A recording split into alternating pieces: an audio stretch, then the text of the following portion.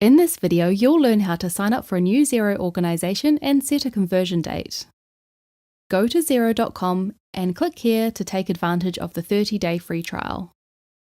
Enter your details and agree to the terms and conditions to get started. Xero sends you an activation email. Click the link in the email to create a password and activate your Xero account. Now that you've activated your account, you're ready to add your business. Start by adding your business name. Next, enter what your business does. Xero automatically selects your region, the time zone, and the relevant currency. Change these if you need. Select your financial year end. Finally, if you have access to Xero Payroll, select whether you have employees. Depending on your region, you may be able to use one of our conversion partners to help you get up and running. Some conversion partners will create a Xero organization for you.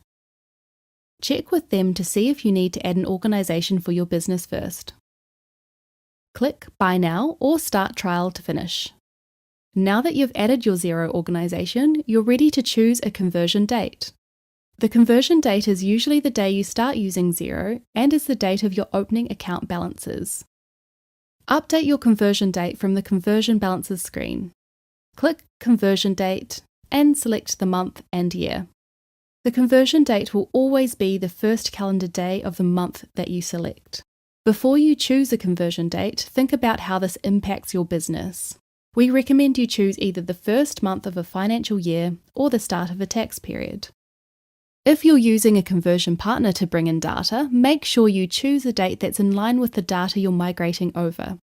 Click Save when you've selected the date.